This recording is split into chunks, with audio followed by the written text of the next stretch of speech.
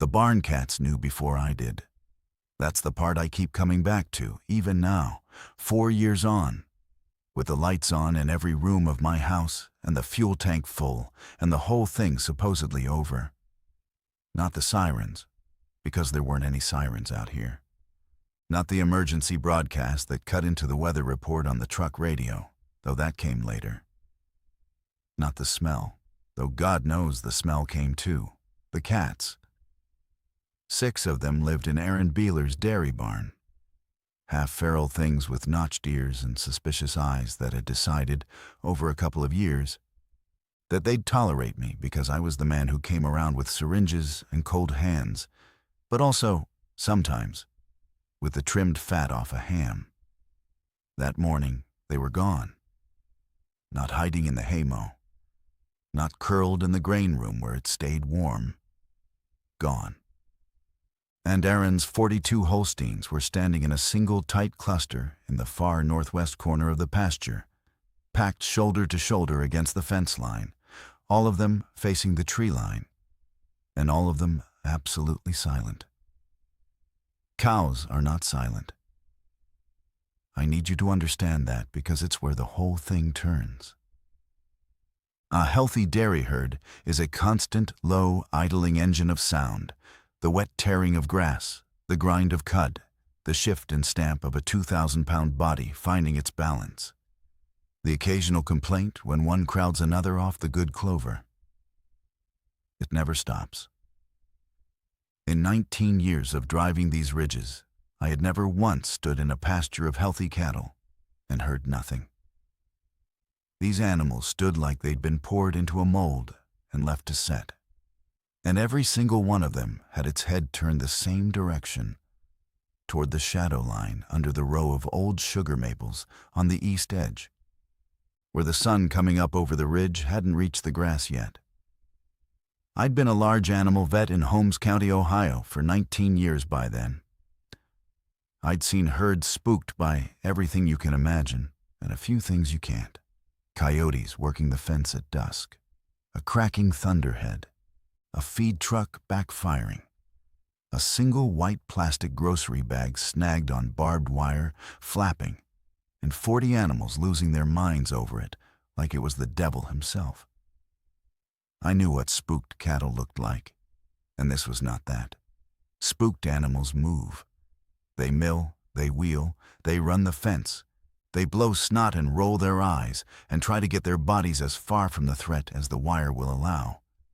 And then, when they can't get farther, they turn to keep watching it. These didn't run. They didn't mill. They stood and they watched. And the watching was the wrong part. And when I opened the truck door and stepped down, and my boots hit the gravel of the lane, a sound that on any normal morning would have brought at least a dozen heads swinging around. Because cattle learn the sound of the man who brings the needle, not one of them turned to look at me. Whatever they were afraid of, I wasn't it. And I have never in my life felt so instantly and completely irrelevant to a herd of animals I'd been treating for a decade. Aaron came out of the milking parlor wiping his hands down the front of his trousers. And he was moving slow, the way a man moves when he's trying not to spook something himself. He was a broad, weathered man in his 50s, gray coming into the beard, and the first thing he said to me, in that flat, deliberate Pennsylvania Dutch cadence that turns every sentence into something considered, was, "They won't go in the shade, since before light. They won't cross into it." I want to stop for just a second and say thank you to everyone who keeps coming back to sit with these stories. And if this is your first time here, then welcome. I'm glad you found your way in. If grounded survival stories like this one are your kind of thing, go ahead and subscribe and leave a comment so I know you're out there in the dark listening, because it genuinely helps more people find their way to the channel. Now let me tell you exactly how it started, and I'll tell it in order, because the order is the only part that makes any of it bearable. The cows were only the beginning. My name is Dale Yoder. I need to say that up front, because the name matters here. the way it turned out to matter more than almost anything else I owned.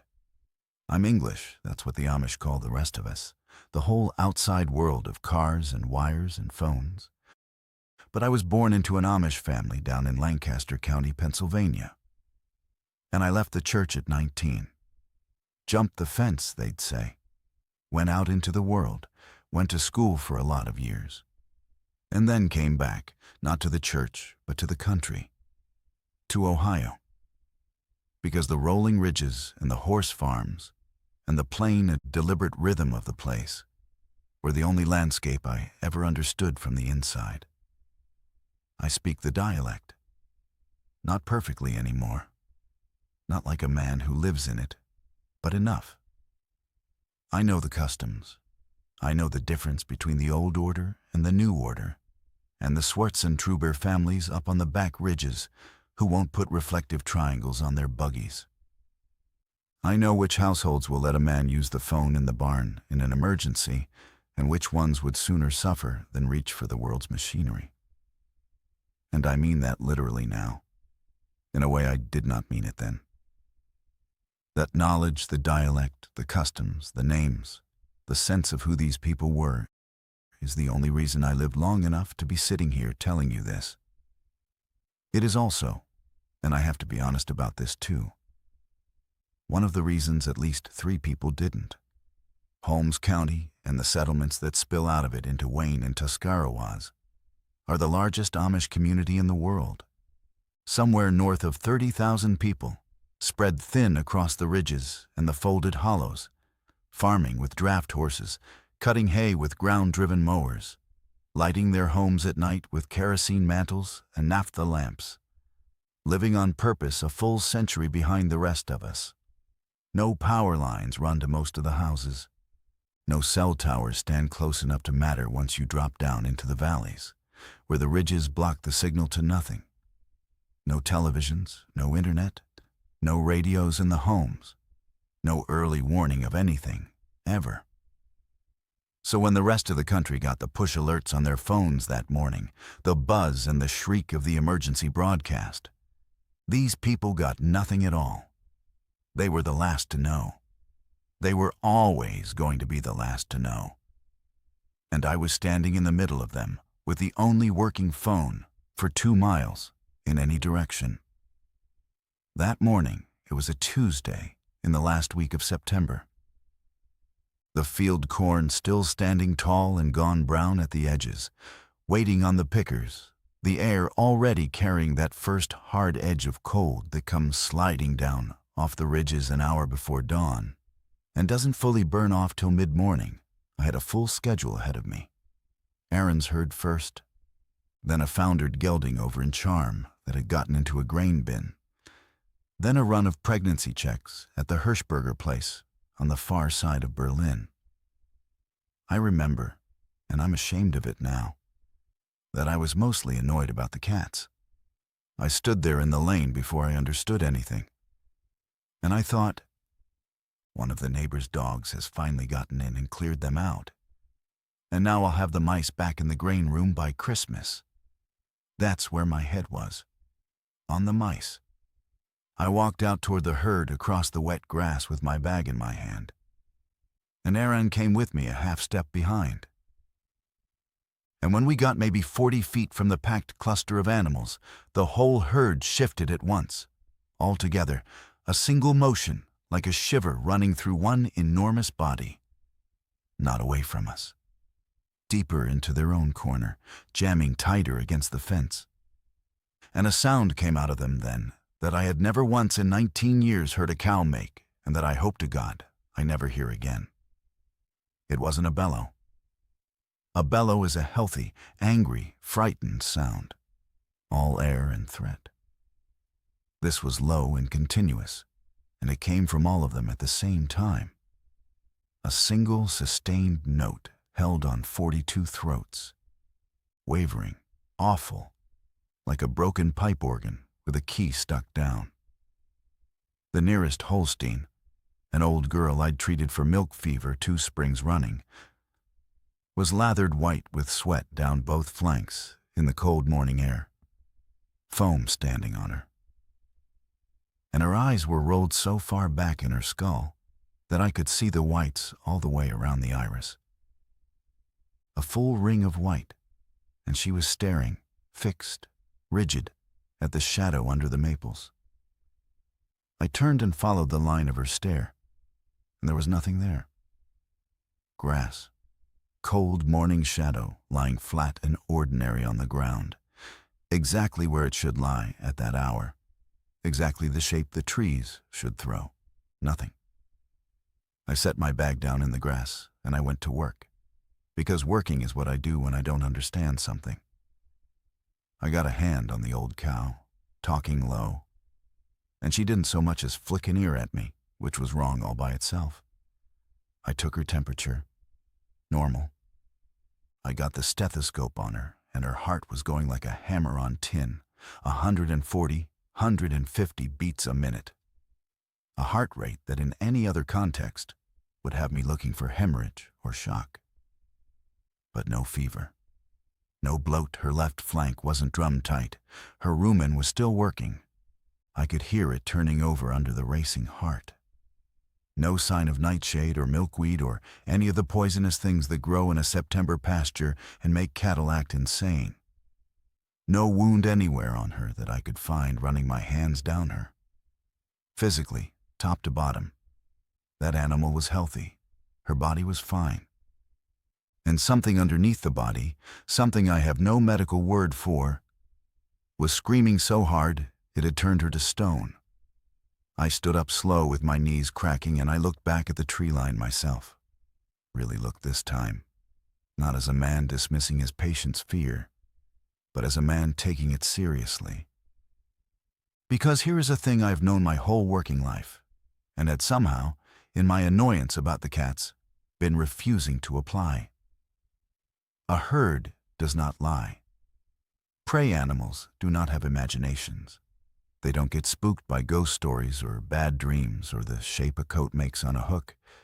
Their entire evolution, every nerve they own, is built around one job, which is detecting the thing that's about to kill them a half second before it moves.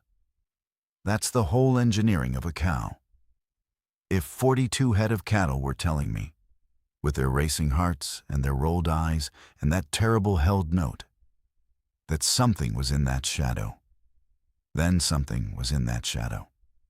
My inability to see it was my failure, not theirs. I was the blind one in that pasture. I was the only creature standing there who couldn't perceive the threat. And I had walked out into it, swinging a stethoscope like an idiot. I didn't see anything, but I felt the temperature. And that was the first wrong thing I registered with my own animal body, instead of borrowing it secondhand from the herd. The open pasture was maybe 55 degrees, cool but climbing steady as the sun cleared the ridge and started laying gold across the wet grass. I took a few steps toward the edge of the maple shade. I don't fully know why. Curiosity, stubbornness, the professional need to walk the perimeter of a problem. And 3 steps in past the shadow line, the temperature dropped, hard. Not the gentle 5-degree difference you get walking under any tree on any morning. This was a wall of cold, a full 10 or 15 degrees gone in the space of a single stride. The exact feeling of stepping into a walk-in cooler with the compressor running. And there was no wind to carry it, no creek, no spring, no cave mouth, no cellar door, nothing on God's earth to explain a pocket of refrigerated air standing in the shade of a farmyard maple on a warming September morning. Just shade. Ordinary-looking shade that was colder than shade has any right to be. Behind me, the herd's held note climbed the moment I crossed that line. Louder, more frantic. 42 animals telling me, "Get out, get out, get out." I stepped back into the sun fast, and I won't dress it up as a decision, because it wasn't one. My body did it a full second before my mind signed off on it. Every hair on both my forearms was standing straight up under my sleeves. My mouth had gone dry as a fistful of chalk. My own heart was doing exactly what the old cow's heart was doing, slamming against my ribs. And I am a rational man, a man trained in physiology and medicine, a man who has spent his life explaining away exactly this kind of superstition to frightened farmers, and I stood in that pasture at 7 o'clock in the morning, genuinely, bodily afraid of a patch of empty air. "We need to get them inside," I said, and my voice came out steadier than I felt. "Now, into the barn, before it warms up anymore. Get them out of sight of that tree line." That was my first real mistake, and I could not possibly have known it at the time, because I was thinking like a veterinarian. And a veterinarian's whole instinct in a crisis is to contain, control, and isolate. Get the herd behind walls, control the environment, remove them from the stressor. I assumed the barn was safe because the barn was familiar, and I assumed familiar meant safe. And I was wrong about that in exactly the way I would be wrong about nearly everything for the next 4 days. The barn had shadows in it too. Deep ones, in the stanchions and the corners, and the drop into the pit of the milking parlor. I just hadn't done the arithmetic yet on what was actually happening, which was this. The shade was not the danger. The shade was where the danger could exist. And the risen sun, thin as it was that early, slanting and gold and gentle, was the only thing holding the danger down to a whisper. Aaron's oldest boy, still living at home, Levi, 17, came running down from the house, then across the barnyard. And he was shouting something I couldn't make out over the herd. His arms going, his straw hat gone somewhere behind him. Behind him, up in the doorway of the farmhouse, his younger sister was standing frozen with both hands clapped over her mouth. And the 2 littlest ones were peering out from behind her skirts. Levi reached us and grabbed a fistful of his father's sleeve, and the words came out of him in a flood of Dutch. Too fast, and I caught most of it because I was raised on that language before I ever learned to be embarrassed by it. The Millers down the road, their whole family. Levi had ridden his scooter over just after first light to return a borrowed harness, the kind of small neighborly errand that happens 10 times a day in that country. And he had found the front door of the Miller farmhouse standing open. Breakfast on the table, he said eggs and scrapple and fried potatoes, 8 place settings laid, and all of it gone stone cold and starting to gray at the edges. Chairs pushed back, and every single window in the house, upstairs and down, covered over from the inside. Blankets, quilts, feed sacks, cardboard, nailed and wedged and tucked across every pane so that not one crack of daylight could get through. 8 people, a whole family, gone, and the house standing dark as a root cellar in the middle of a bright morning. "They blacked out the windows," Levi said. And he switched to English for my benefit, the way I'd taught him to when he wanted me to really understand. And his voice was climbing up out of the boy register into something raw. "Every one of them. Dale, why would they do that? Why would anybody nail the dark in? Why would anybody want it?" I didn't have an answer for the boy, but I remember the exact cold thought that went sliding through me, standing there in the sunlit barnyard with 42 terrified animals moaning at my back, and a 17-year-old gripping his father's sleeve. Somebody in that family had wanted the dark, had wanted it badly enough to climb a ladder and nail quilts over the second-story glass. And every prey creature within a mile of me, every cow, every horse, and every one of those 6 vanished barn cats was telling me with the whole of its terrified body that the dark was the one place on earth a living thing should never, under any circumstances, want to be. The Miller place sat 3/4 of a mile down Township Road 606, and I drove it because Aaron asked me to, and because I am, it turns out, a coward about some things and brave about others in a pattern I've never once been able to predict in advance. Aaron rode along in the passenger seat, silent, his big hands flat on his knees. Levi wanted to come and his father told him no, in a voice that ended the discussion before it started. One word. And I was grateful for that, because whatever we were about to find down that road, I did not want a boy of 17 carrying it around inside him for the rest of his life, the way I now carry it around inside mine. The house sat well back from the road behind a white board fence gone gray at the posts. A big, plain 2-story farmhouse with a wraparound porch and a wind pump turning slow and patient behind it against the sky. From the road, it looked ordinary. That was almost the worst part, how ordinary it looked. A working farm on a clear fall morning. Except for the windows, Levi hadn't exaggerated a hair of it. Every pane on the ground floor and every pane on the second story was blocked from the inside. A patchwork of dark cloth and cardboard and burlap, so that the whole front face of the house looked blinded, looked put out, like eyes with coins laid over them. And the morning by then was full and bright. Real September sun coming down clean. And that house sat in the middle of all that light and drank it. Gave nothing back. I parked in the gravel lane and shut the engine off, and for a moment, neither of us moved. The tick of the cooling engine was loud. Out behind the house, the wind pump creaked around. "There are buggies here," Aaron said finally. His voice was very quiet. "Under the shed. Both horses in the paddock. They didn't leave, Dale. Nobody hitched up. Nobody drove out of here." The horses were the tell, and once I saw them I couldn't unsee it. 2 standard breds, road horses, standing in the far corner of the paddock exactly the way the cows had been standing, packed against the wire as far from the house as the fence would allow them to get. Heads up high, ears flattened back tight against their skulls, and they were watching the house, not the road, not our strange truck pulling in, which should have gotten every bit of their attention, the house. A horse that watches a building the way it would watch a mountain lion in the brush is a horse telling you, in the only language it has, that the building is a predator. We got out. I brought the one thing in my truck that resembled a weapon, which was my captive bolt stunner, the tool I use to euthanize an animal that can't be saved.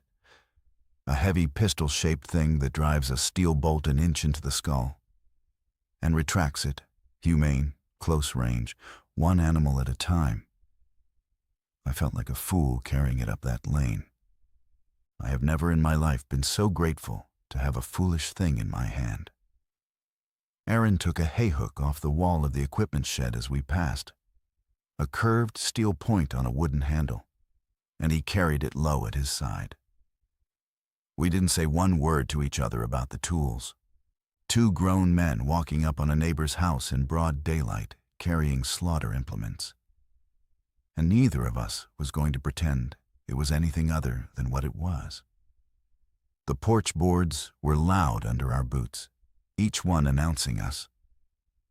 The front door stood open maybe a foot, exactly the way Levi had left it when he ran.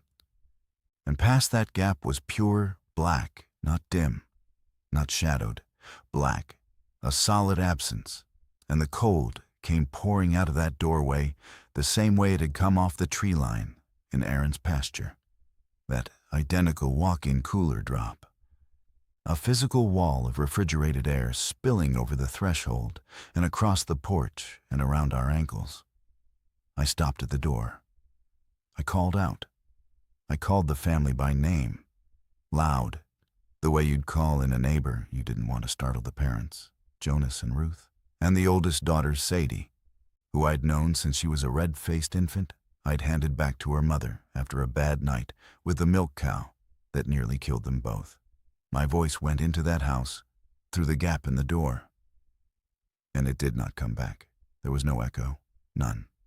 A house that size, all hardwood and plaster, should have thrown some ghost of my voice back at me. This one took the sound in and killed it, the way a snowbank takes a shout. "Prop the door," I said low, "all the way open. I want the sun on that floor." Aaron dragged a heavy porch chair over and wedged it against the door and shoved it wide. And the daylight fell into the front room in a long yellow rectangle across the floorboards. And what that light showed me, I have spent 4 years trying and failing to unsee. Not bodies. That's the thing everyone expects me to say. And it isn't true. And the truth is worse. There were no bodies in that house. There was breakfast on the table, 8 plates laid on a clean cloth, the food gone gray and skinned over with a full day's spoiling. Flies at it now, a low buzz the only sound in the whole place. There were the chairs, pushed back from the table all at once, all of them, like the whole family had stood up together in the same instant. There was a child's shoe, a little black leather shoe with the lace still tied, sitting by itself in the middle of the floor as if the foot had simply been lifted out of it. And there was the dark. It stood in the corners of that front room where the propped door's sunlight couldn't reach. And it stood wrong. It stood thick. Dark does not have thickness. Dark is an absence. It's just the place light isn't. It has no body, but this had body. It pooled in the far corners the way water pools, with weight and depth to it. And along the moving edge where the advancing yellow line of morning sun met the standing edge of that dark, the dark pulled back from the light.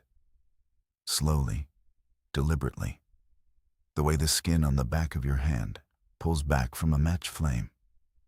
I have gone over it 10,000 times since, in daylight, in the middle of the night, out loud to a guard psychologist who wrote things down and didn't meet my eyes. I know exactly how it sounds. I know what a man is supposed to believe about shadows. But I stood in the open doorway of Jonas Miller's house, and I watched the pooled dark in the far corner of his front room retreat from the line of sun as the angle of the light shifted with the propped door. And it did not retreat the way a shadow retreats. A true shadow shrinks evenly, gives ground everywhere along its edge at once, thins out into nothing. This did not thin. It gathered. It drew itself in toward the one interior doorway that led out of the front room and deeper into the house, into the black throat of a hallway where no window's light would ever reach.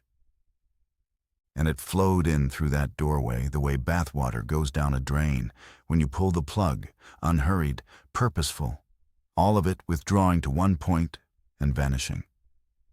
And then the corner was just a corner, empty, ordinary, dust turning in the sunbeam, and my legs would not carry me 1 single inch past the leading edge of that yellow rectangle of light on the floorboards. "Dale?" Aaron's voice came from just behind my shoulder, and it was down to almost nothing. "The stairs. Listen." I looked. The staircase rose up out of the corner of the front room and climbed straight into the second floor. And it climbed into unbroken black, because they'd blacked the upstairs windows too. And out of that black at the top of the stairs came a sound. Not footsteps, a dragging. Slow, rhythmic, patient, cloth or skin drawn over floorboard and drawn back, over and back, over and back.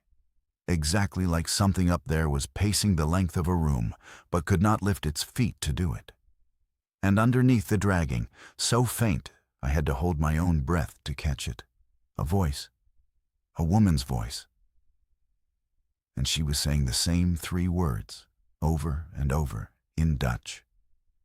And the words were, "Don't let it, don't let it, don't let it." I knew that voice. It was Ruth Miller, Sadie's mother. She was alive. She was up there in the black at the top of her own stairs, alive and speaking. And every prey animal for a mile, in every direction, was screaming with the whole of its body for me to turn and run. And I stood at the bottom of those stairs with a bolt gun in my fist and made the second choice that would come to define everything that followed. I did not go up. God forgive me, I have carried it every single day since, and I will carry it into the ground. But I did not set one foot on that staircase. Because I understood, standing there with the cold pouring down the steps at me and the daylight dying not 2 feet inside the door, that whatever was up there in the black with Ruth Miller was the same thing my cattle could see, and I could not. And it lived in the dark, in the shadow, in exactly the place I would have to go to reach her. And I had no light, nothing above a match, not one thing in my hands or my truck strong enough to follow her up or no into that dark and bring her back down out of it. So I did the only thing left that I could do. I put my whole chest into it, and I shouted up the stairs in Dutch that we would come back with light, that she had to get herself to a window, any window on the sunny side, and tear the covering off it and stand in the sun and stay in the sun, that the sun was safe, that the sun couldn't be crossed. I shouted it twice, and the dragging sound stopped, dead stopped. And there was a long silence, the flies buzzing, the wind pump creaking around out back. And then Ruth Miller's voice came down that black staircase clear as a struck bell and cold as the air itself. And what she said was not to us. It wasn't an answer to anything I'd shouted. It was small and confused and terribly reasonable, like a woman talking in her sleep. She said, "He's telling me to come down to the cellar where it's cool." And then a different voice answered her. From somewhere deep down under the house, under the floor we were standing near, up out of the black cellar. It was Jonas Miller's voice, her husband.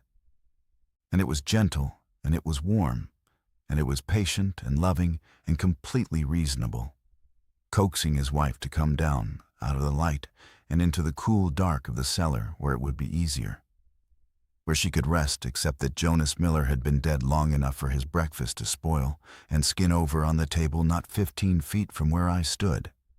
And the thing wearing the shape of his voice down in that cellar knew precisely, exactly, how to sound like 30 years of love. We ran. I'm not ashamed of it anymore, though it took me a long time to get there.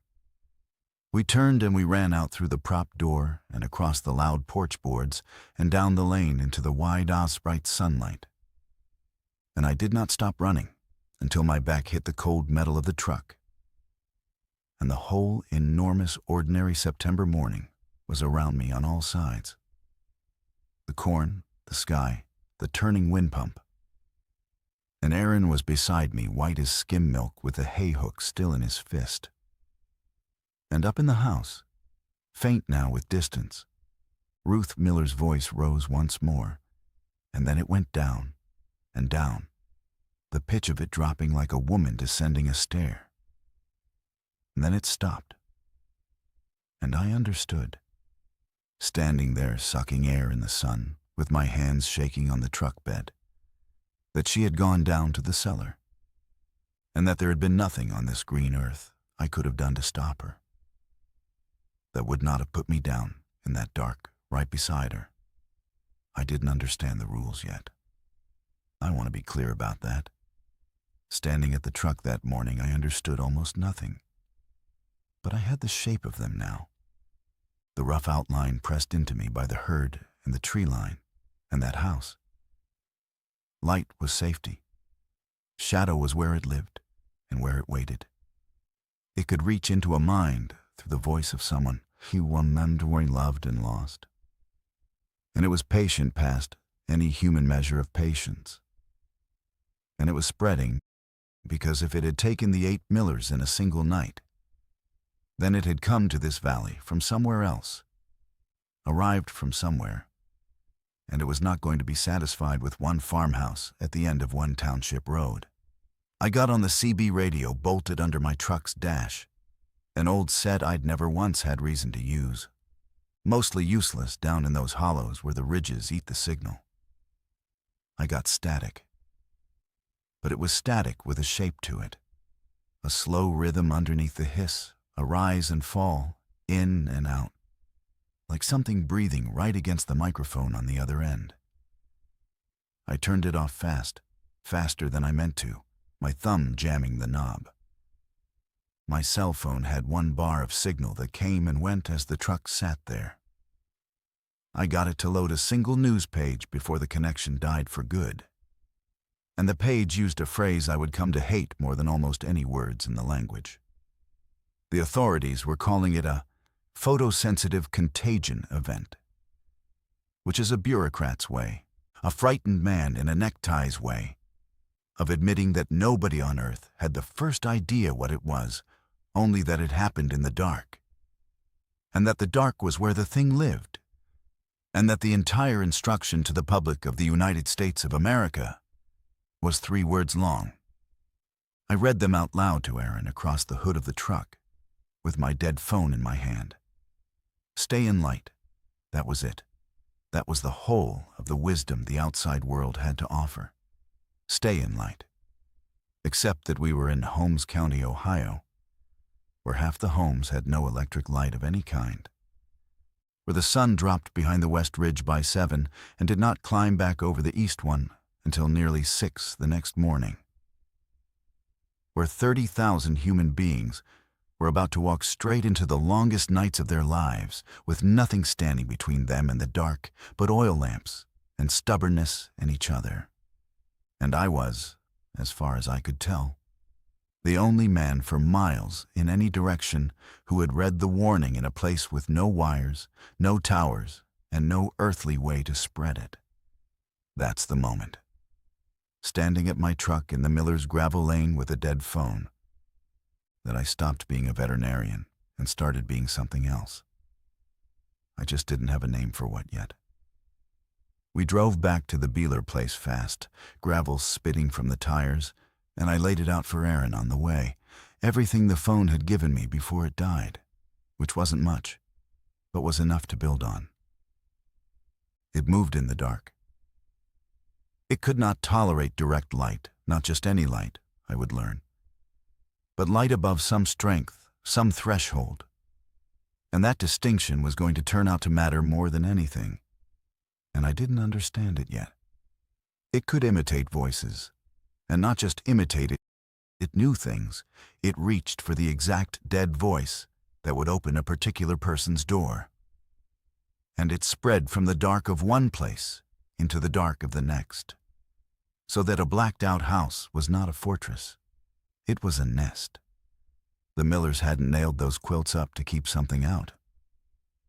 Somebody in that family, early on, confused and terrified in the first hours of it, had covered the windows because the thing was already inside, and had told them, in the warm voice of someone they trusted, that the light hurt, that the sun was cruel, that they'd all be safe and cool and together in the dark.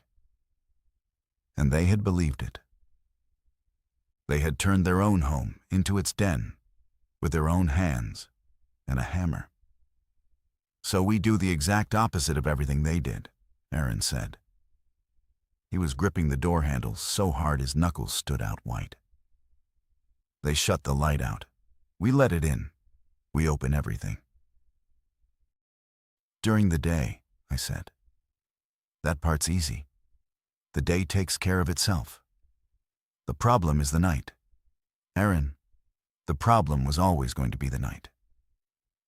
By the time we swung back into the Beeler lane, his family had already started, without being told. Because farm people don't stand around waiting for a man to give them permission when something is plainly and badly wrong. Levi and his sister Mary and the 2 little ones had thrown open every curtain, every shutter, every window in the house, and they'd driven half the herd up out of the pasture and into the sun of the barnyard, where the light fell full and clean. But it was 9 in the morning by then. We had at best 10 hours of usable daylight left, and then a night that would run until nearly 6 the next morning. And I stood in the middle of that bright barnyard and started doing the arithmetic that would run every waking minute of my life for the next 4 days. The math was brutal and it was simple, which is the worst kind of math. Sundown was the enemy. Everything we did, every single hour, had to be measured against two numbers: how much daylight was left, and how we were going to survive the dark once the daylight ran out. A gas lamp, I already suspected in my gut, was not going to be enough. The thing had lived comfortably in a house lit every night for decades by lamplight. That same soft yellow naphtha and kerosene glow the Amish had used since before there were cars. If that soft light had been enough to hold it off, the Millers would still be alive around their breakfast table. That thought saddened me like a stone all the way up the lane. I needed to know what kind of light actually worked. And the only way to find out was to test it, deliberately, methodically, before nightfall, while I still had the whole sun overhead to run back into if I was wrong.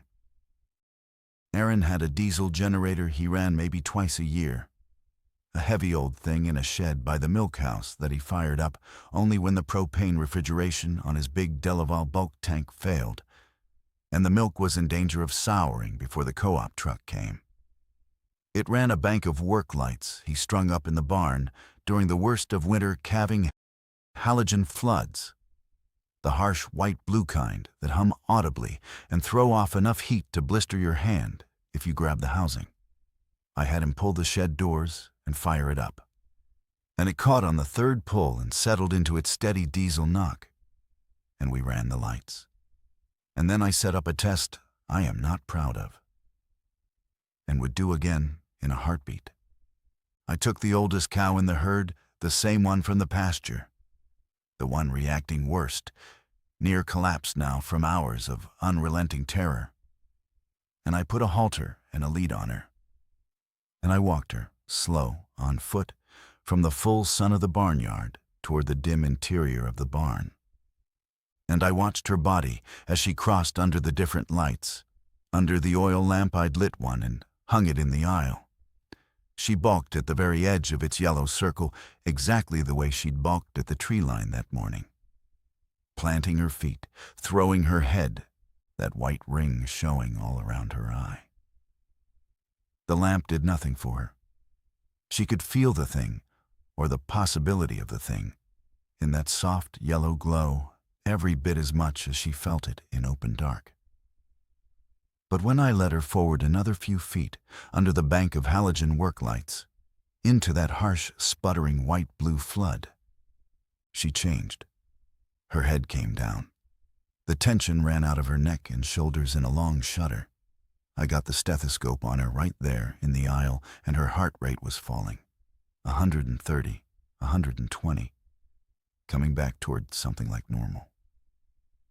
Whatever she'd been sensing, she could not sense it under that hard modern light. The intensity was the whole thing. It was not, as I'd first assumed, a simple matter of light against dark. It was a threshold. Below some level of brightness, the thing could exist in what a human being would call light, every bit as easily as in the shadow. Above that level, the light became a wall it could not cross. That single discovery changed everything, and it changed it for the worse, because now I understood that the entire county's defense, 30,000 people and their tens of thousands of oil lamps and gas mantles, was worthless. Amish light was too soft. Their entire, beautiful, deliberate, hard-won way of life, the gentle dimness they'd chosen on purpose and defended for 3 centuries against every encroachment of the modern world, was going to get them killed to the last soul. The only thing that stopped it was the harsh, humming, electric white light they had spent generation after generation refusing to allow through their doors. And I had exactly 1 generator, 1 bank of halogen floods, and enough diesel in Aaron's storage tank to run the thing for perhaps 30 hours if we were careful with it. 1 room, 1 safe room of hard light in the whole valley. And the night coming down the ridge at me like a tide, I couldn't hold back with anything but arithmetic. We spent the rest of that daylight building the room. Aaron chose the milking parlor for it, And he was right to concrete floor, block walls, only 2 small windows, and the generator sitting right outside the near wall so we could run the cable in short. We strung every halogen we owned into that one space, and we hung them with a care that felt almost religious, because I'd worked out the crucial thing by then. The thing needed shadow to exist in. It needed a pool of dark to gather in, the way it had gathered in the miller's corner. A room lit from a single source throws shadows behind everything behind a person, under a bench, in the angle of 2 walls. But a room lit from many overlapping sources, floods crossing each other from 4 directions, has no shadow anywhere. Nowhere for a pool of dark to stand. So that's what we built. We moved the lights until a man standing in the center of that parlor threw no shadow at all in any direction, until you could crawl under the milking stanchions and find the light already there ahead of you. We moved bedding in straw ticks, quilts, folded blankets.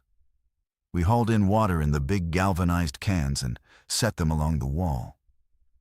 We brought in food from the cellar, canned goods and bread and cured meat, everything that wouldn't need cooking. We brought the whole Beeler family in. And I want you to understand what that room felt like by the end of that first long afternoon, because we'd be living and dying by it. An operating theater of hard white light, humming steady with the generator's knock coming through the block wall. Hot as a July attic with all those floods burning. No shadow anywhere in it. 6 people and 1 badly frightened veterinarian sitting on straw ticks, blinking at each other in the glare. And outside the 2 small windows, the beautiful gold September light was sliding lower and lower down the western sky, 1 degree at a time, and there was not a single thing any of us could do to slow it. Around 4 in the afternoon, the others started coming. Word travels in Amish country faster than you would believe possible in a place with not 1 telephone. It goes by scooter, by buggy, by a boy sent running flat out across 3 fields with a message in his mouth. And by 4 o'clock that afternoon, the Beeler lane had buggies in it. Black boxes on steel wheels tied off at the hitching rail, and neighbors standing in the barnyard in their plain clothes with their hands in their pockets and their faces closed and worried. They'd come because the animals had told them to. Every farm within miles had livestock gone strange, overnight herds refusing the shade. Horses packing into corners, dogs sitting rigid at the edge of the yard, staring into the woods and refusing to be called off. They came to Aaron because Aaron's boy had found the Millers, and the news of it had run down the road ahead of us. And they came to me, the English vet who talked Dutch, because I was the one man among them who might know what the outside world knew. I stood in that barnyard as the sun dropped toward the ridge, and I told them the truth. In Dutch, plain and slow, no softening it. I told them what I had seen with my own eyes at the Miller place, not all of it. Not the child's shoe, not Ruth's voice going down the cellar stairs, but enough. I told them about the light. That lamplight would not save them. That I had tested it that very afternoon on a live animal and watched it fail. That only the brightest electric light, the harsh white generator light they had spent their whole lives refusing, would hold the thing back. And I watched that truth land on the faces of people whose faith and whose entire identity were built on the refusal of exactly that light.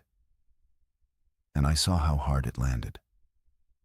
I told them the safest thing they could do was gather wherever there was a generator and strong electric light, tonight, before dark, and that any family who tried to wait out the night by lamp in their own home was making the identical choice the Millers had made, and would meet the identical end. Some of them believed me. I could see it take hold in some of the younger faces, the ones who'd worked construction crews out among the English and seen the world's hard light and knew what it could do. But some of them looked at me the way you look at a man, who was plainly gone out of his mind. And one man, an older man near the back with a long gray beard and a black felt hat, a minister named Emanuel Troyer, stood with his arms folded across his chest through the whole of it. And when I finished, he spoke. And he spoke gently, without heat, which was somehow worse than anger would have been. He told me that the people had lived by the light God gave them, the sun by day, the honest lamp by night, for 300 years and more, and that they would not now, in their fear, put their trust in the roaring machines of the world. He told me kindly that a man who lived by the world's power was a man who would die when that power failed, and that the people's strength had always been that they needed none of it. And I understood him. I want you to know that. I didn't think he was a fool. I even, God help me, respected him. And I knew, standing there in the failing gold light, that his faith was going to kill him, and kill his wife, and kill his daughters, and kill every single person who listened to him and followed him home, and that there was nothing I could say that would ever weigh more in that man than 300 years of conviction and the memory of his grandfather's lamp. 22 people stayed at the Beeler farm that first night. Emanuel Troyer took his own family and 11 others home to their lamps and their faith and the dark. I never saw a single one of them alive again. Here's a question I've turned over 1,000 times and still can't set down. And I'd honestly like to hear what you make of it. When you know something with certainty, not a guess, not a fear, but a thing you have tested and watched with your own eyes, and the people you're trying to save believe the exact opposite with everything they are, with their whole faith and their whole history, how hard do you push? I told those people the truth once, plainly. And then I stood back and I let them walk home into the dark. Was that respecting them as grown men and women free to choose? Or was it just cowardice wearing the clothes of respect? Because pushing harder would have meant a fight I didn't have the stomach for. I've never once settled it in my own mind. Tell me where you land. 22 people in a milking parlor and 1 bank of lights and 30 hours of diesel in the tank. I did the fuel math over again in the corner where nobody could watch my face do it. 1 night down. If I ran all the lights at full through the whole night, I'd burn through close to 1/3 of my diesel before dawn. 3 nights, maybe 4 if nothing went wrong, and no one else came and I could figure out how to run the lights lean. And people were going to keep coming, the ones who believed me would spread it. And the days were getting shorter by minutes, every single one. And there was no more diesel in that tank than there was. And the nearest place to get more was the bulk fuel supply at the co-op 11 miles off in Millersburg. Through country that would be pitch black and full of the thing, every hour the sun was down. The first night taught us the rules, and it taught them to us hard, one at a time, in the dark. The dark came down over the West Ridge around 7:15, and it came down like a lid dropping on a pot. I had never, in 19 years of country living, truly registered how total the dark is, in a place with no electric light for miles in any direction. Once that sun was fully gone behind the ridge, the world outside the 2 small parlor windows was absolute, not dim, not moonlit, absolute, a black that pressed against the glass. And with the dark came the cold, that same walk-in cooler drop I'd felt at the tree line and in the miller's doorway. And I watched it arrive. I watched frost bloom on the inside of the parlor windows, though the room behind us was hot as an oven with the floods burning. Watched it creep in fern patterns across the glass as if the night on the other side were 100 below. And with the cold came the voices. They started around 9. Faint at first, out past the spill of our light, out in the black of the barnyard. A child crying thin, lost, the specific hitching sob of a small child who's been crying a long time and has almost given up. Then a woman. And I would swear before any court in the land that it was Ruth Miller's voice, calling from out toward the road, calling names, calling for help, saying she was hurt, that she'd fallen, that it was so cold, and she only needed to come into the light for a minute. Just a minute, please, just to get warm. And one of the women who'd stayed with us, a young mother named Katie Schrock, with a nursing baby against her chest, stood straight up off her straw tick before anyone could think to stop her. Because that voice out in the dark was calling her sister's name.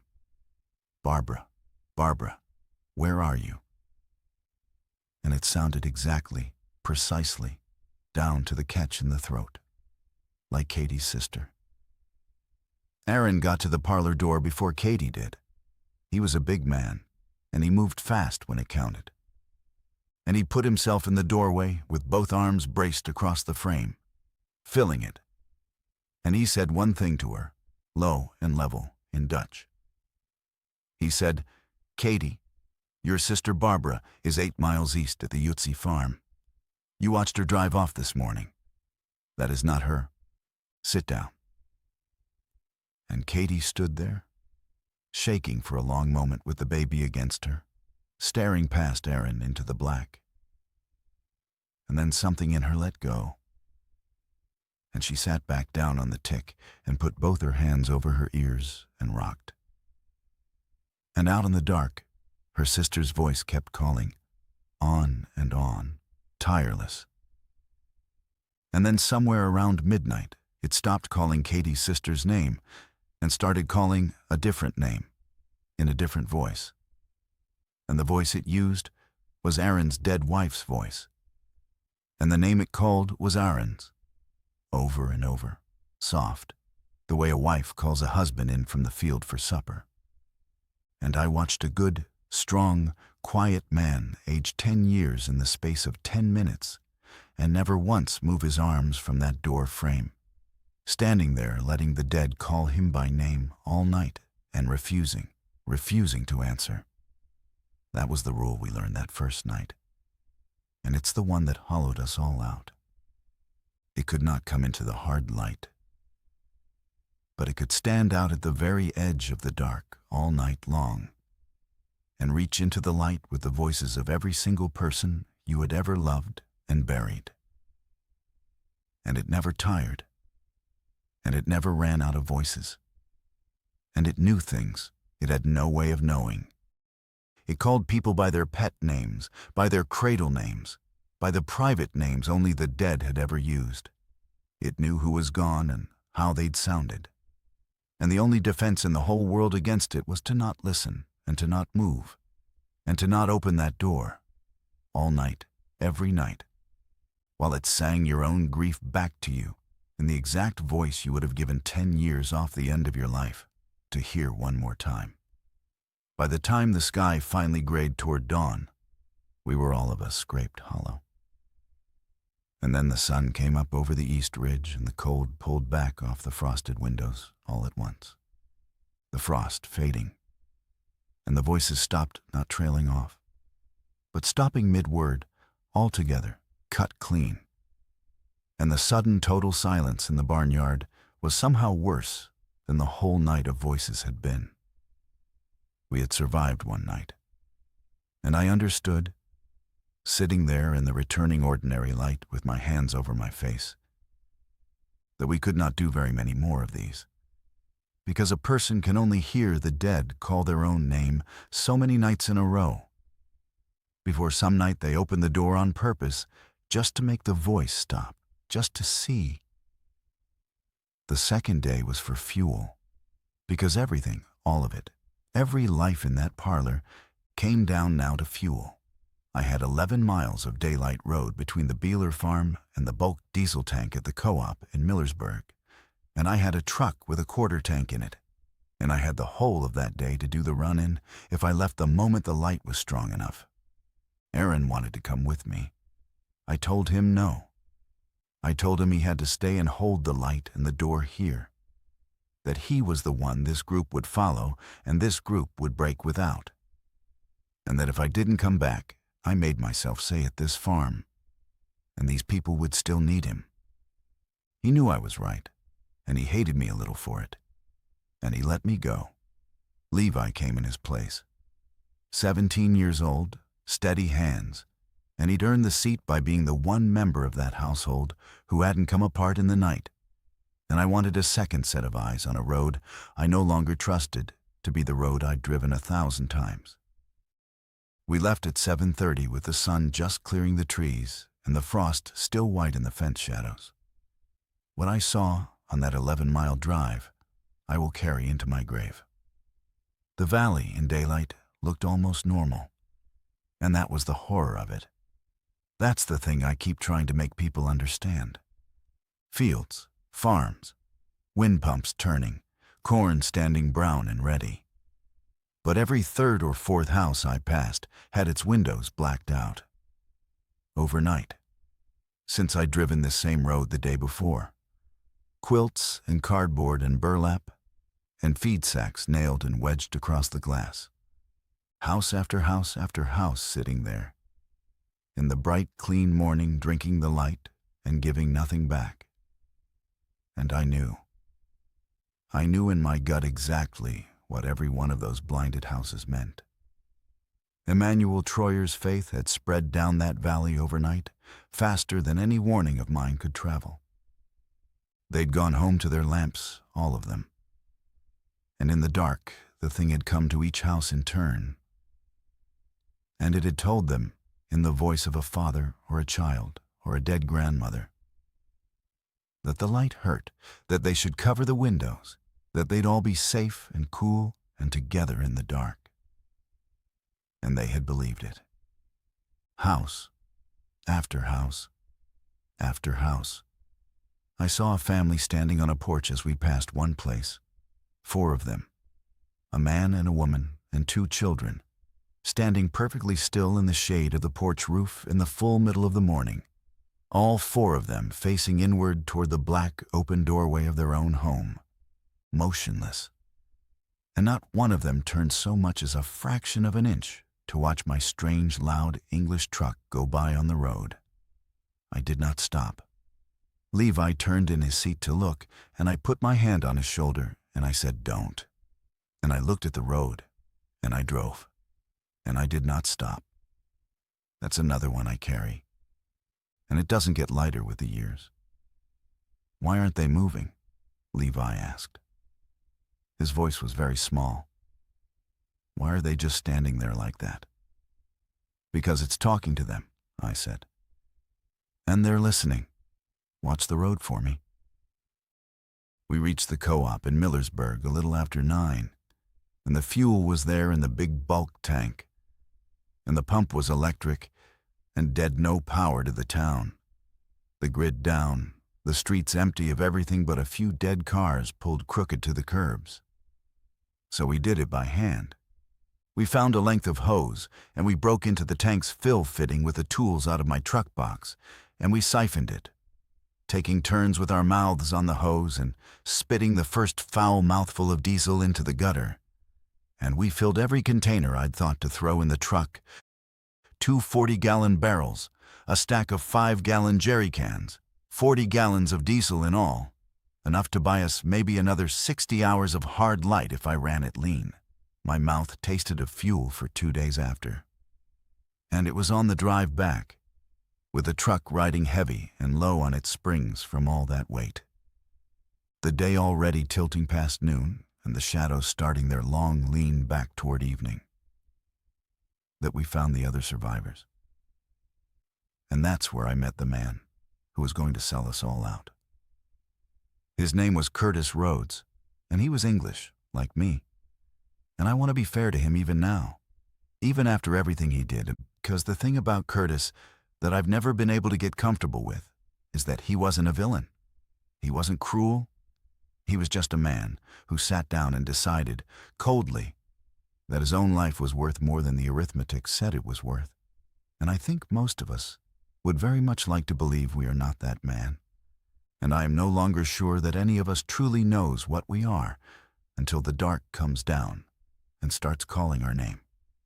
We found Curtis and 4 others holed up in a Marathon gas station on the edge of Millersburg, barricaded inside the convenience store behind the counter, running the overhead fluorescence off the station's backup battery bank, which was dying by the hour and had already gone the flat, brownish color of a light that knows it's about to quit. When I banged on the glass and they saw we were living and unhurt and driving, they nearly wept. Curtis came out first, a wiry man of maybe 40 with a co-op electric utility patch still on the shoulder of his work jacket. And when I told him about the Beeler farm and the diesel and the light threshold I'd worked out watching a scared cow cross under different lamps, his eyes lit up like I had thrown him a rope across deep water. Because Curtis had been a lineman. He knew power. He knew generators and transfer switches and load calculations and battery banks and charge rates. All the things I didn't know. All the things that were about to decide whether 22 people lived or died. And I thought, God forgive me, I actually stood there in that parking lot and thought that I had found the one man on earth who could keep us all alive. So I brought them back, all 5 of them, Curtis, and a woman named Deborah Kessler, who'd been an ER nurse over in Worcester before the Rhodes closed, sensible and quiet and steady, and 3 others, a young couple and an older man, who barely spoke.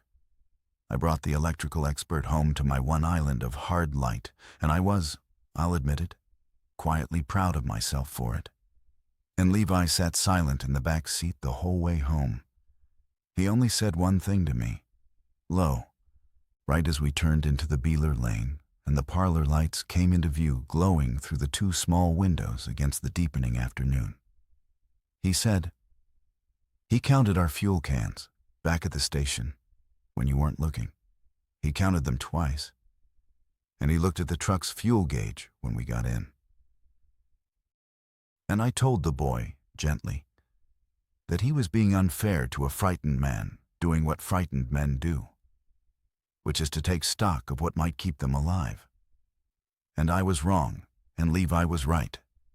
And 17-year-old eyes had seen the whole truth of Curtis Rhodes in 10 minutes in a parking lot that I could not see in a day of trusting him. Curtis earned his keep those first hours. I'll give the man that much. And it's part of what made what came after so hard to see coming. He walked the parlor once, slow, looking up at how we'd hung the floods. And then he rewired the whole rig in an afternoon so that we had zones, so that we could run only half the lights and hold above the threshold in a smaller footprint to save fuel through the quiet early hours. And then flood the entire room to full brilliance the moment the cold came down. And the voices started.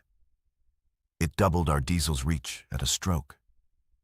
He worked out our true burn rate, honest numbers, better numbers than my rough guessing. And the honest numbers were bad. He calculated that our diesel, both the original tank and my hard-won 40 gallons from the co-op, would carry the 27 of us. We now were through perhaps 4 more nights of careful rationing. 4 nights. And then the light would go out. All of it. And there was no more diesel anywhere within reach that we hadn't already taken. That was the real horror of the whole thing. The horror that sat underneath the voices and the cold, and even underneath the thing itself. It wasn't that our enemy was strong. It couldn't touch the door. It couldn't cross the light. It was that the light was finite, and the enemy was not. We were not under siege by a monster that could break the walls down. We were under siege by mathematics, by a falling number. A tank emptying gallon by gallon. A night lasting 11 hours and a day of usable light lasting fewer every time the earth turned. Every hour of light we burned brought the dark an hour closer. And the dark was patient past all understanding.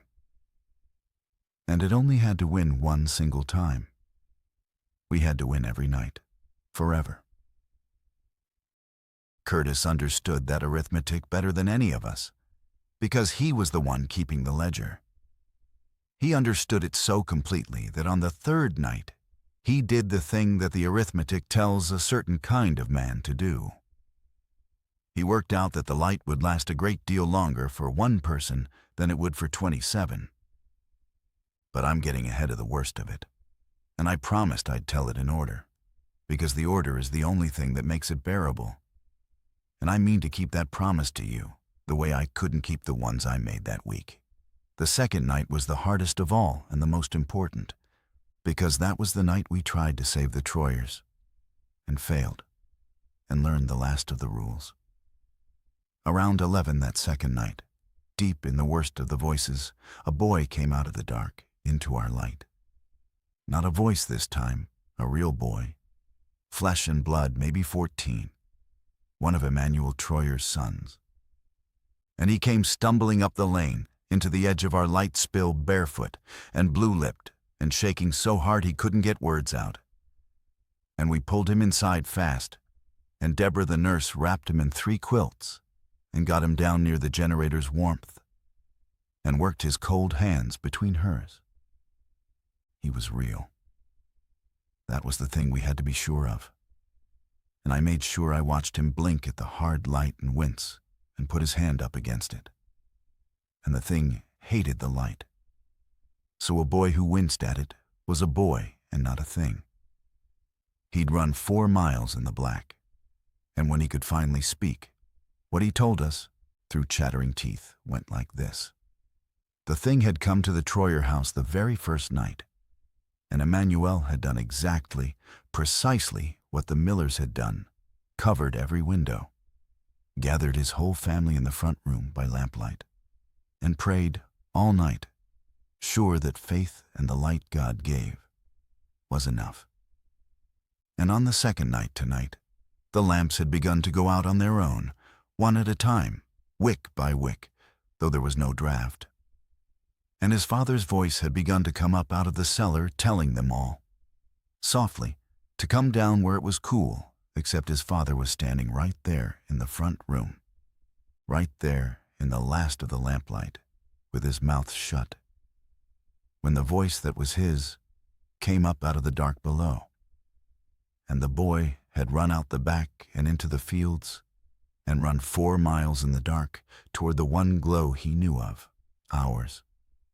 He begged us to go back for the others, his mother, his 2 sisters, still in that house, still alive in the light of the last few failing lamps, 4 miles away across the absolute dark. And this is the last rule, and it is the cruelest one of them all. And I want you to understand that we did the arithmetic honestly before we answered him. We could not go. Not because we were cowards. I would like to believe that by the second night, we had burned through most of our cowardice. We could not go because you cannot carry enough light through 4 miles of dark. I sat down right there on the concrete floor and worked it through with Curtis, out loud, the 2 of us. To move a rescue party through the dark, you'd need a light source above the threshold bright enough to hold the thing back, burning the whole distance out and the whole distance back, plus enough left to light the actual rescue at the house. A handheld work light run off a battery pack might give you 20 solid minutes at full brightness before it dimmed below the threshold and became worthless, became worse than worthless, became a false promise that would fail you in the middle of the black. 20 minutes. 8 miles round trip on foot in the dark, or a horse that would go stark raving mad the instant it hit a shadow and throw you, or my truck which meant headlights, and I did not know, I had no way to know, whether headlights burned above the threshold or below it. And the only way to find out was to drive out into the deep dark and stake 27 lives on a guess about my own high beams. The Troyer boy screamed at us. He was 14 years old, and he had just run 4 miles through the dark on bare feet. And here he was in a room full of hard white light, watching a dozen grown adults refuse to go and save his mother. And he was right, and we were right. And both of those things were completely true at the very same time. And that is the whole shape of what that county became in those days. Aaron held the boy while he screamed and thrashed. Held him the way you hold a calf that's fighting the halter, gently, absorbing it, until the fight went out of him. There was nothing else on earth to do. We didn't go. His mother and his 2 sisters were 4 miles away in the dark, alive right then. And we sat in our island of light, and we did not go. And I have never once in 4 years been able to decide whether that was hard wisdom or the very worst kind of sin. And I'm asking you honestly, because I still cannot find the bottom of it. Was there a right answer that night? If you have 27 people alive in the light in front of you, and 3 people alive in the dark 4 miles off, and the only road to those 3 runs through a gamble that could cost you all 27, what is the arithmetic that leaves a man good at the end of it? I looked and I looked and I could not find it. If you can find it, put it in the comments, because I've needed it a long time. The boy went quiet near dawn. He just stopped all at once and stared at the block wall. And when the sun came up over the ridge and the cold pulled back and the voices cut off mid-word, he was one of us now, hollowed out to the same shell as the rest of us. His name was Amos. He's alive today. He never once, in all the days after, spoke of that night again, and I never made him.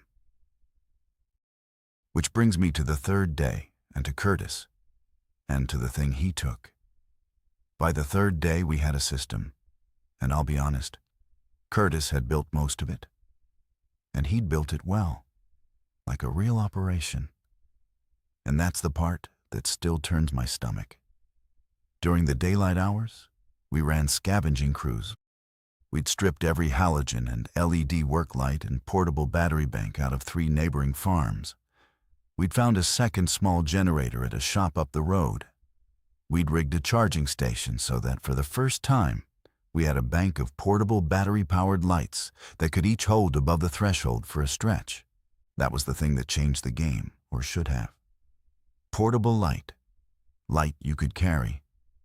And Curtis kept the master inventory of all of it, the diesel, the gasoline for the small generator, every battery unit, its charge level, its estimated run time, the burn rate of every light we owned. It all ran through Curtis in a spiral notebook he kept in his jacket, because he was the only one who genuinely understood the electrical side of it. And I had handed him that power gratefully and completely, because a drowning man does not stop to audit the credentials of the fellow holding out the rope. The plan for the 4th night, and this is the part that matters, so hold on to it. The plan for the 4th night was an evacuation, and it was Curtis's own plan, designed by Curtis, argued for by Curtis. We could not hold the Beeler farm indefinitely. The fuel ledger in his notebook said so in hard black numbers.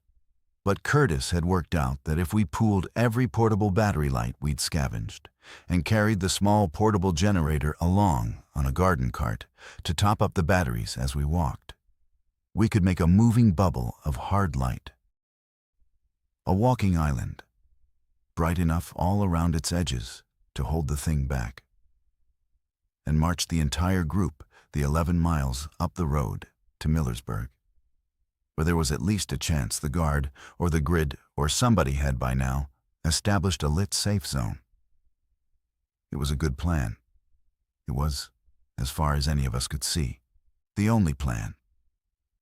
And it depended, absolutely and completely, on 3 things: the pooled battery lights holding their charge, the portable generator running to keep them topped, and the one working 2-way radio Curtis had scavenged, the one radio in our possession that could reach the emergency band. So that we could raise Millersburg before we left and tell them we were coming, and get them to light a receiving corridor, so we weren't walking 11 miles to a dark town. Everything depended on the radio, and the batteries, and the generator, and on Curtis. And on the morning of the fourth day, an hour before we were set to leave, they were gone. And so was he.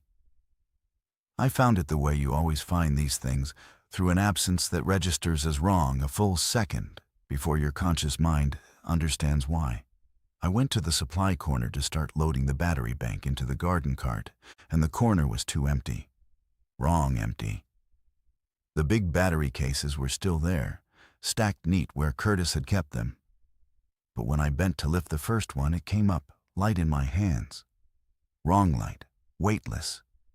And I flipped the latches and opened it, and it held the dead units, the depleted batteries we'd set aside to recharge, stacked back into the good cases to sit there and look full.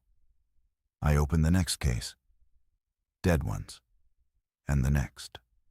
The charged batteries, every one of them, were gone. The portable generator was gone. The two-way radio, our one voice to the outside world, was gone. And Curtis Rhodes was gone, and so was the second farm truck. And so I went cold all over and made myself check. And the check was worse than the fear, so were 30 of my 40 gallons of siphoned diesel, the barrels emptied, the jerry cans gone.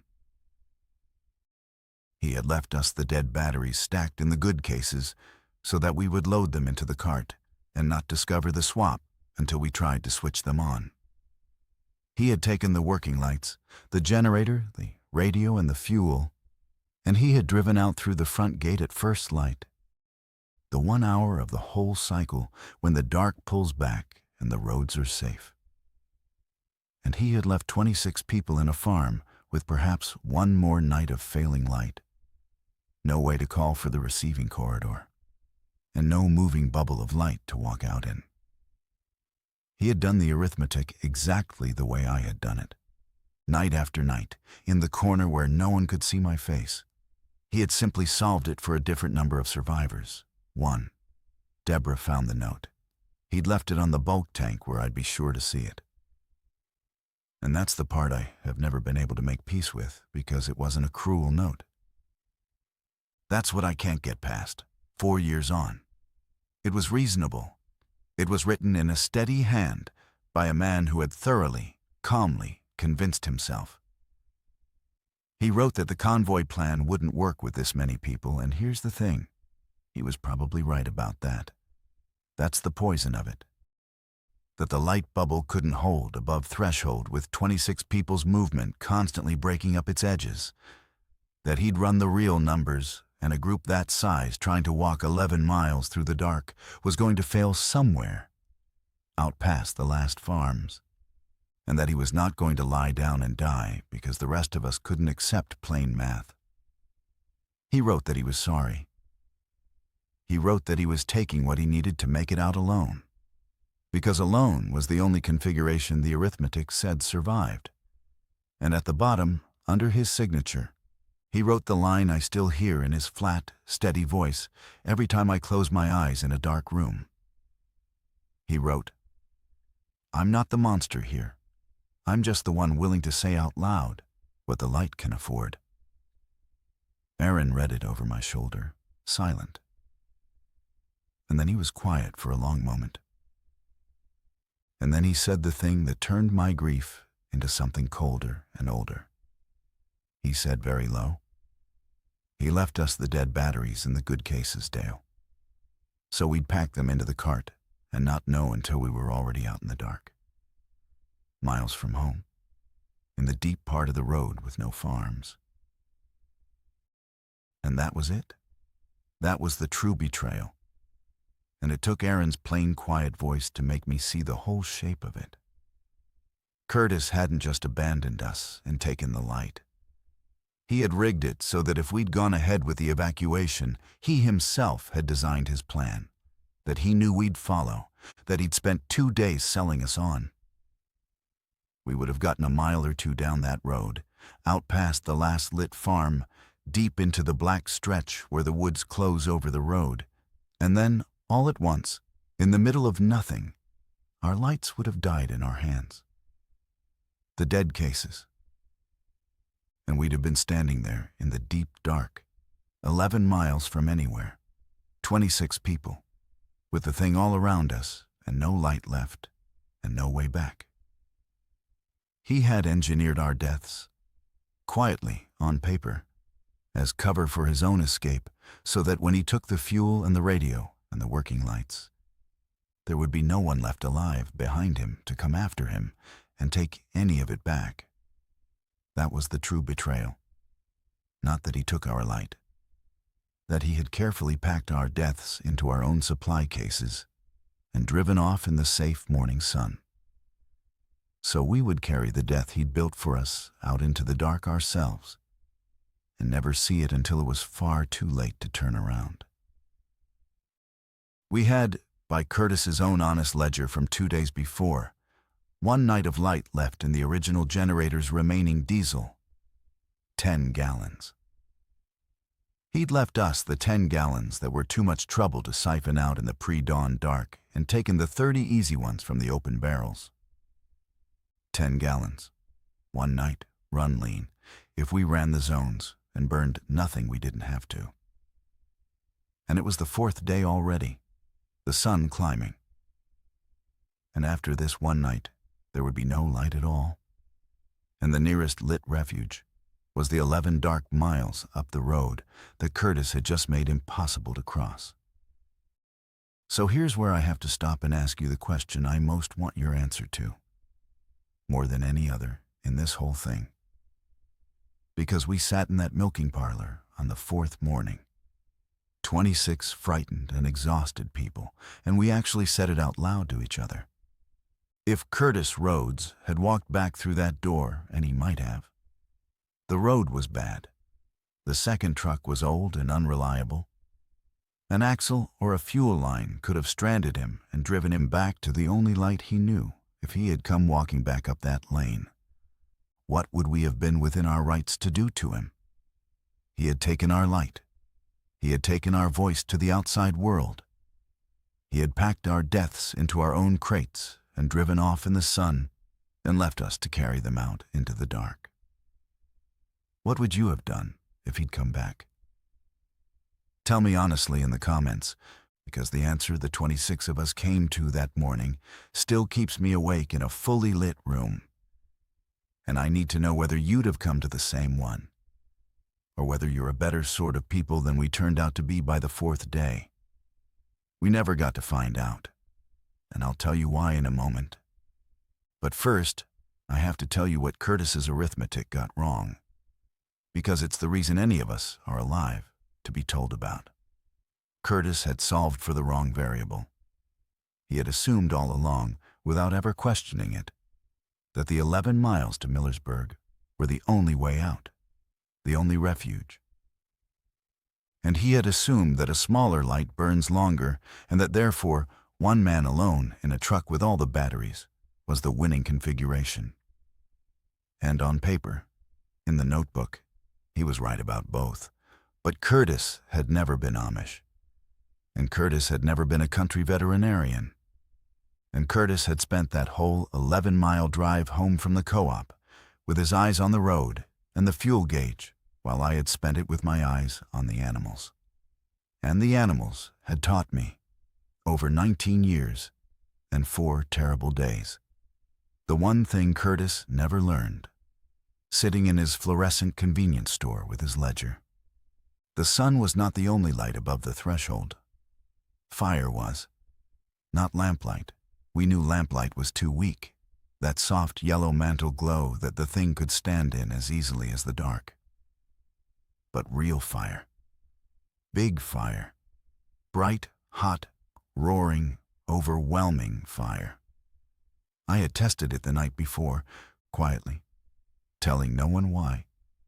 Because by the 3rd day, I had already stopped trusting that the diesel would hold, and had begun, in the back of my mind, hunting for anything else on earth that might save us. I had taken a scared young calf out to the very edge of the light spill in the dark, right up to the line where it planted its feet and balked.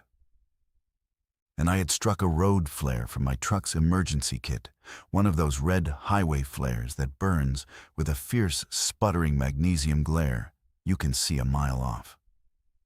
And the calf had walked forward, right up into the flare light, calm, its head dropping exactly the way it calmed under the halogen floods. Fire, above a certain size and brightness, held the thing back just as the electric light did.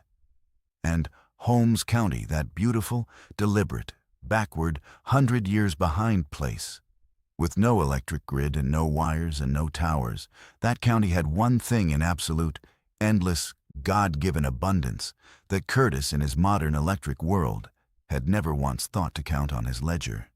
It had barns full of it, kerosene by the drum, lamp oil by the case, diesel and gasoline for the field equipment that even the Amish did use, the stationary engines, the hired combines. Dry seasoned firewood stacked in every woodshed on every farm, cut and split for the coming winter. And it had one more thing. The thing that finally, truly saved us, which is that Amish country in the last week of September is full to the horizon with standing dry field corn and cut stubbled fields. And a controlled burn is a thing that every single farmer in that valley knew in his bones how to set. And more importantly, how to stop where to set the fire break, how to read the wind, which field would carry fire toward a house and which would burn clean and safe. And fire, unlike a tank of diesel, does not run out at the bottom. You feed it and it lives. There is always more wood, always more field, always more. So we did not run for Millersburg. We did the exact opposite of what Curtis's arithmetic had told him to do. He had subtracted, we multiplied, we stayed, all 26 of us, and on that fourth night, the last night we had a single drop of generator diesel in the world, we built rings of fire.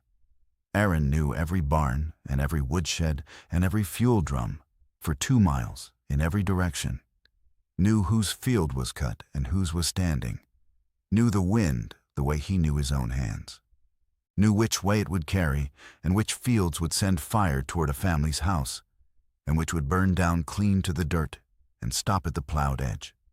We spent the whole of that fourth day, every hand we had, the children too, building it.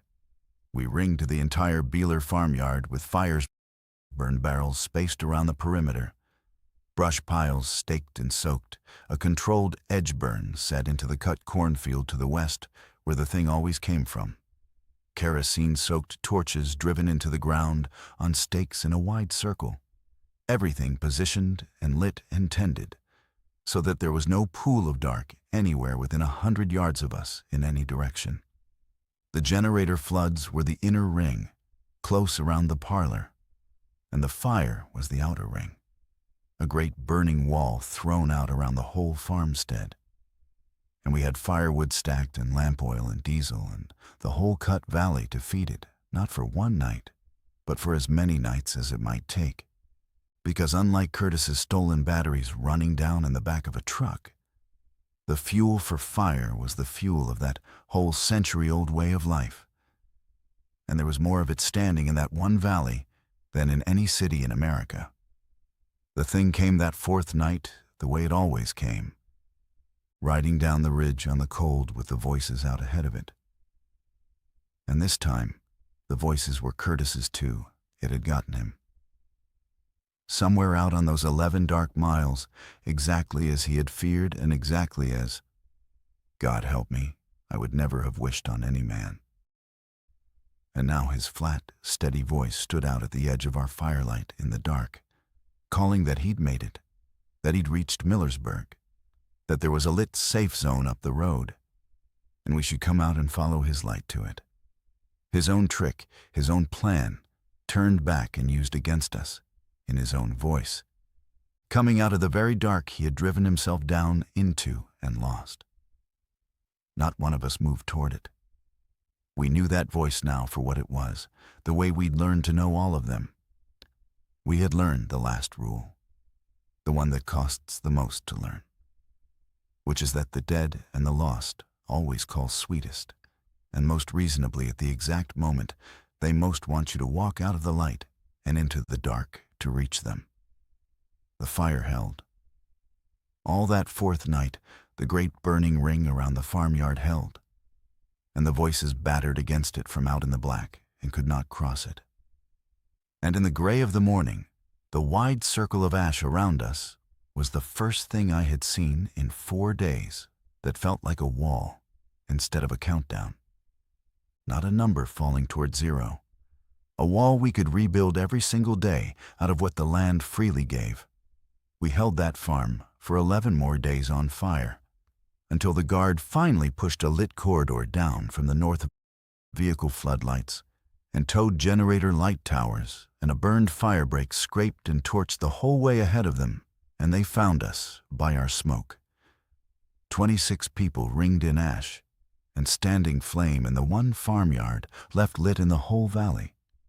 They told us later, the officers, that the fire holding was very likely what saved the settlements that survived, because word of it had spread the old way, the only way it could in that country, by buggy, by scooter, by children sent running flat out across the fields, farm to farm, ring of fire to ring of fire, and that the places that had burned bright all through the nights were the places that still had living people standing in them when the corridor reached them, the blacked out houses, the ones that had trusted the soft lamplight and the loving voice down in the cool dark.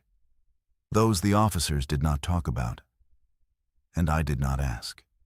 And I have never gone back down Township Road 606 to see the Miller place for myself, not once, in 4 years. I still practice, if you can call it that.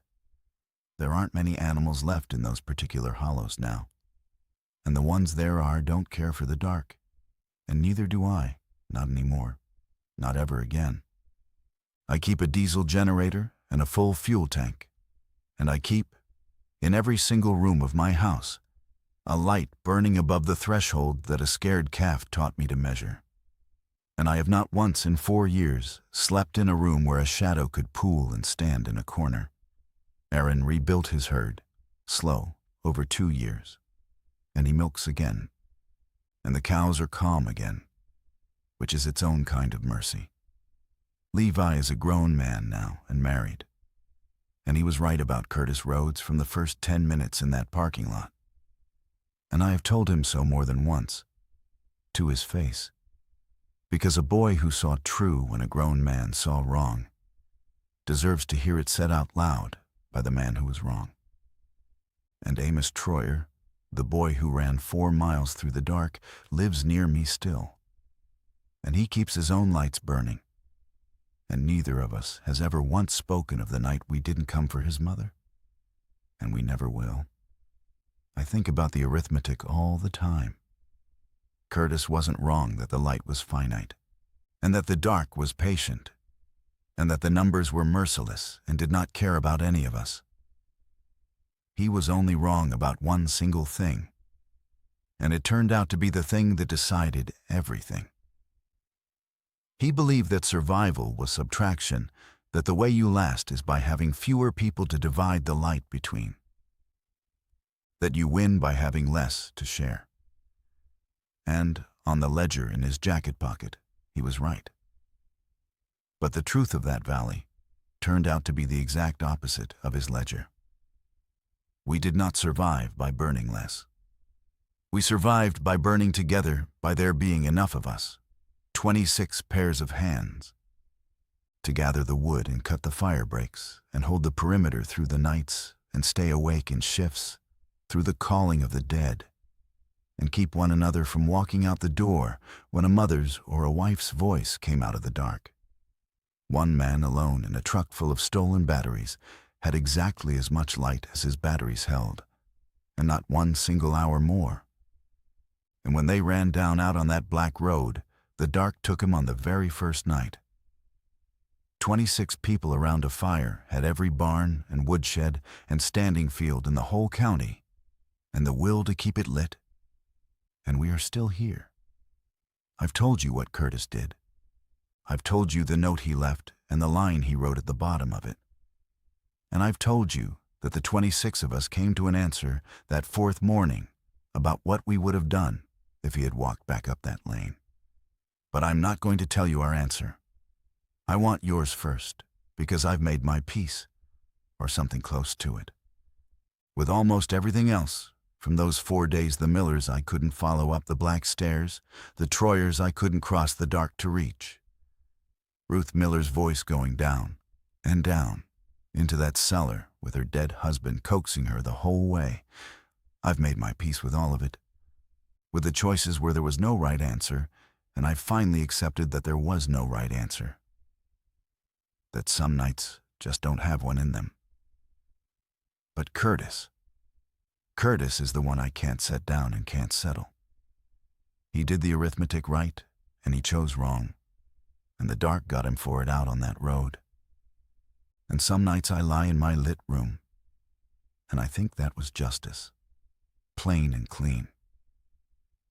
And some other nights I think it wasn't justice at all, that it was just the dark, which does not care one whit about justice or right or wrong, which cares about exactly one thing and one thing only, which is who is still willing, at the end of the longest night, to keep the fire lit. So tell me, if he had come back up that lane, what would you have done? And keep your fire lit tonight, wherever you are, whatever kind of light you've got. That's the one thing I know for certain anymore. The only rule I'd stake my life on now. The dark is patient. It knows your voice, and it knows the voices of everyone you've ever lost. And it will wait for you, as long as it takes. Don't let it.